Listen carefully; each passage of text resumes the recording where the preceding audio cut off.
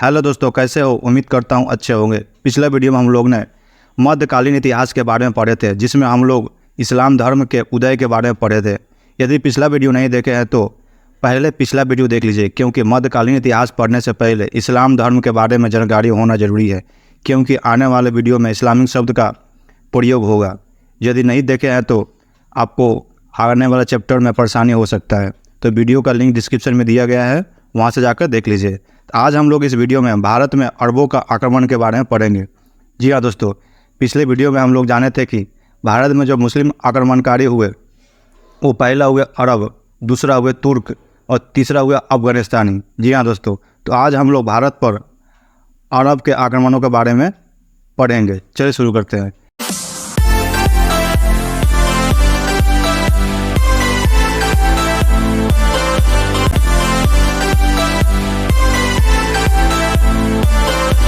जो भारत में पहला मुस्लिम आक्रमणकारी हुए, जी हाँ दोस्तों, पहला मुस्लिम आक्रमणकारी हुए वो हुए अरब। ये बहुत महत्वपूर्ण पॉइंट है, एग्जाम में बार बार पूछा जाता है कि भारत में पहला मुस्लिम आक्रमणकारी कौन हुए, तो हुए अरब। अब जानते हैं कब हुआ और किसने किया। तो 712 ईस्वी में मोहम्मद बिन कासिम ने सर्वप्रथम सिंध प्रांत पर आक्रमण किया था। जी हाँ दोस्तों, यह भी महत्वपूर्ण पॉइंट है, इसको याद रखिएगा कि 712 ईस्वी में मोहम्मद बिन कासिम ने सर्वप्रथम सिंध प्रांत पर आक्रमण किया था। जब सिंध प्रांत पर आक्रमण हुआ तो उस समय सिंध के राजा दाहिर थे। जी हाँ दोस्तों, यह भी महत्वपूर्ण पॉइंट है। तो उम्मीद करता हूँ भारत पर अरबों का आक्रमण का यह 3 पॉइंट आपको समझ में आ गया होगा कि पहला आक्रमणकारी थे अरब, और 712 ईस्वी में और मोहम्मद बिन कासिम ने किया था। और भारत पर अरबों का आक्रमण हुआ तो उसका कुछ प्रभाव पड़ा इंडिया पर। तो वो था कि पहली बार भारत में इस्लाम का प्रवेश हुआ और हिंद और हिंदू शब्द का प्रयोग पहली बार अरब वासियों ने किया था। जी हाँ दोस्तों, हिंद और हिंदू शब्द का प्रयोग अरब वासियों ने किया था। और खजूर और ऊंट पालन का प्रारंभ शुरू हो गया अरबों के आक्रमण से। और पहली बार जजिया कर लगाया गया। जी हाँ दोस्तों, तो एग्जाम में पूछा जाता है कि पहली बार जजिया कर किसने लगाया, तो मोहम्मद बिन कासिम ने। यह महत्वपूर्ण पॉइंट है, याद रखिएगा। और मोहम्मद बिन कासिम ने दिहरम सिक्का चलाया। जी हाँ दोस्तों, तो उम्मीद करता हूँ भारत के आक्रमण से इतना पॉइंट आपको समझ में आ गया होगा। तो चलिए आगे अब जानते हैं तुर्कों के आक्रमण के बारे में। जो अगला अरब के बाद तुर्कों का आक्रमण भारत में हुआ। जी हाँ दोस्तों, चलिए शुरू करते हैं तुर्क के बारे में। तुर्क में गजनवी साम्राज्य का संस्थापक अल्पतगिनी थे। जी हाँ दोस्तों, तो तुर्क जो देश था वहाँ गजनवी साम्राज्य के संस्थापक थे अल्पतगिन। जी हाँ दोस्तों, पहली बार तुर्क जिन्होंने भारत पर आक्रमण किया वह था अल्पतगिन का पुत्र सुबुतगिन। जी हाँ दोस्तों, तो सुबुतगिन ने भारत पर आक्रमण किया। तो पहला तुर्क आक्रमण थे सुबुतगिन ने। तो उम्मीद करता हूँ यह पॉइंट आपको समझ में आ गया होगा। और सुबुतगिन के बाद उसके पुत्र मोहम्मद गजनवी ने, जी हाँ दोस्तों, भारत पर 17 बार आक्रमण किया था। जी हाँ दोस्तों, एग्जाम में पूछा जाता है कि मोहम्मद गजनवी ने भारत पर कितने बार आक्रमण किया था। 17 बार, जो 101 ईस्वी से 127 ईस्वी तक भारत पर आक्रमण करते रह गया। तो इसमें जो 17 बार आक्रमण किया मोहम्मद गजनवी ने, उसमें से कुछ आक्रमण बहुत ही महत्वपूर्ण है, वो एग्जाम में पूछा जाता है, उसके बारे में जानकारी लेते हैं। जो पहला आक्रमण किया वो 1001 ईस्वी में। तो जब आक्रमण किया तो पंजाब के राजा जयपाल को हरा देता। जी हाँ दोस्तों, तो ये पहला आक्रमण है। उम्मीद करता हूँ समझ में आ गया होगा। जो पहला आक्रमण हुआ 1001 ईस्वी में पंजाब के राजा जयपाल को हराया था। उस आक्रमण में जब 16वीं बार आक्रमण किया, जी हाँ दोस्तों, 16वीं आक्रमण बहुत ही महत्वपूर्ण आक्रमण है, जो एग्जाम में बहुत बार पूछा गया है। वो था 1025 ईस्वी में। जो सोमनाथ के मंदिर का लूट था वह मोहम्मद गजनवी के द्वारा हुआ था 16वीं आक्रमण में। तो जब सोमनाथ मंदिर पर लूट हुआ तो उस समय वहाँ का राजा भीम द्वितीय था। जी हाँ दोस्तों, यह भी एग्जाम में महत्वपूर्ण पॉइंट है, ये पूछा जाता है।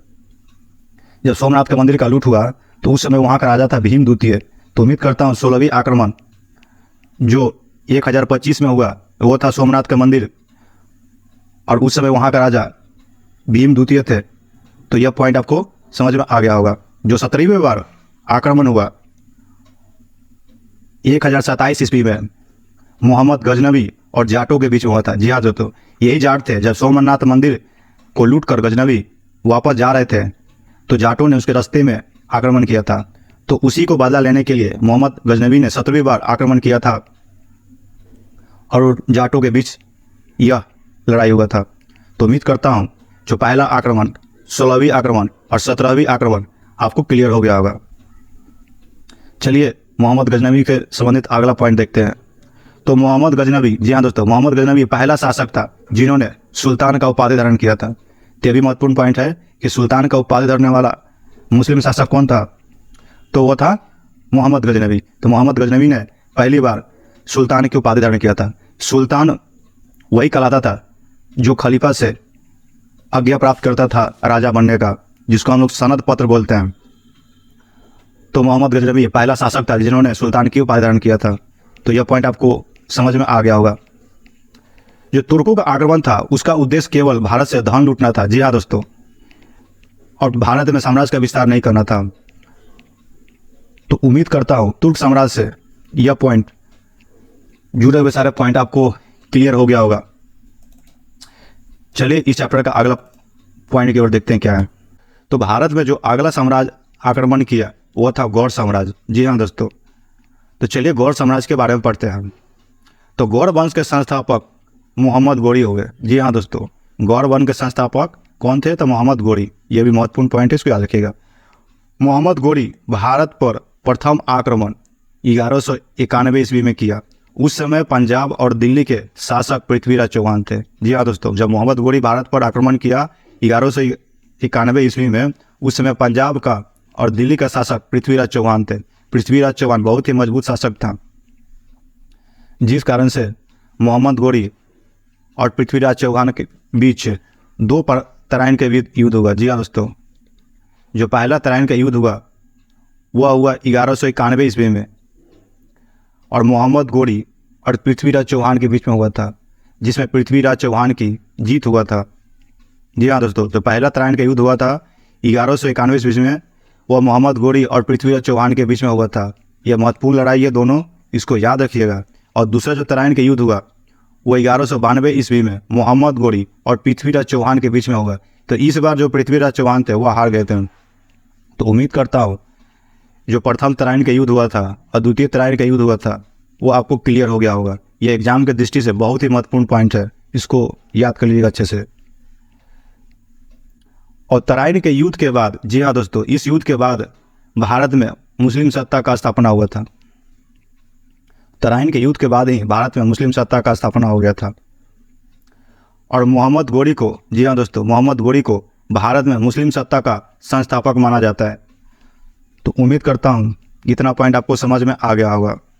जब मोहम्मद गोरी की मृत्यु होने के बाद मोहम्मद गोरी का एक गुलाम था, जी हाँ दोस्तों, कुतुबुद्दीन ऐबक भारत में राजा बना। मोहम्मद गोरी के मृत्यु होने के बाद उसका गुलाम, जी हाँ दोस्तों, कुतुबुद्दीन ऐबक भारत में अगला शासक बना, जी हाँ दोस्तों, जिन्होंने गुलाम वंश के स्थापक माना जाता है कुतुबुद्दीन ऐबक को। चलिए अगला पॉइंट की तरफ। और मोहम्मद गोरी के जो सेनापति थे बख्तियार खिलजी, जी हाँ दोस्तों, इन्होंने बिहार और बंगाल पर आक्रमण किया, जी हाँ दोस्तों। और नालंदा विश्वविद्यालय को बख्तियार खिलजी ने ही तोड़ा था, जब उस समय बंगाल का राजा लक्ष्मण सेन थे, जी हाँ दोस्तों। जब मोहम्मद गोरी के सेनापति थे बख्तियार खिलजी, वो बिहार और बंगाल पर आक्रमण किया, तो और उस समय नालंदा विश्वविद्यालय को बख्तियार खिलजी ने तोड़ा था। तो उस समय बंगाल के जो राजा थे वो लक्ष्मण सेन थे। तो उम्मीद करता हूँ जो आर का गौड़ साम्राज्य चैप्टर था आपको समझ में आ गया होगा। अगर वीडियो समझ में नहीं आया तो वीडियो को दोबारा देखिए और इससे संबंधित प्रश्न को हल करने की कोशिश कीजिए, ताकि आने वाले एग्जाम में आपका कोई भी प्रश्न ना छूट पाए। चलिए आज का अभ्यास शास्त्र की ओर। आज का सवाल है जिसका जवाब आप कमेंट बॉक्स में जरूर दीजिएगा। वह है, पहला क्वेश्चन है, भारत में पहला मुस्लिम आक्रमणकारी कौन हो गए? जी हाँ दोस्तों, भारत में पहला मुस्लिम आक्रमणकारी कौन हो गए? तो पहला जो ऑप्शन है वो तुर्क, दूसरा ऑप्शन है अफगानिस्तानी, तीसरा हुए अरब, चौथा इनमें से कोई नहीं। तो उम्मीद करता हूँ इसका जवाब आप कमेंट बॉक्स में जरूर दीजिएगा। तो जो दूसरा क्वेश्चन है वो प्रथम तराइन का युद्ध कब हुआ था? जी हाँ दोस्तों, प्रथम तराइन का युद्ध कब हुआ? पहला है 1191 ईस्वी में, दूसरा है 1192 ईस्वी में, तीसरा ऑप्शन है 1911 ईस्वी में, चौथा ऑप्शन है 1912 ईस्वी में। तो उम्मीद करता हूँ यदि वीडियो आपको सही से देखे होंगे तो इस क्वेश्चन का जवाब आप अच्छे से दे पाइएगा। तो वीडियो अच्छा लगा है तो वीडियो को लाइक कर दे, दोस्तों के साथ शेयर कर दे, चैनल पर पहली बार आए तो चैनल को सब्सक्राइब कर दे। मिलते हैं अगले वीडियो में, तब तक के लिए धन्यवाद।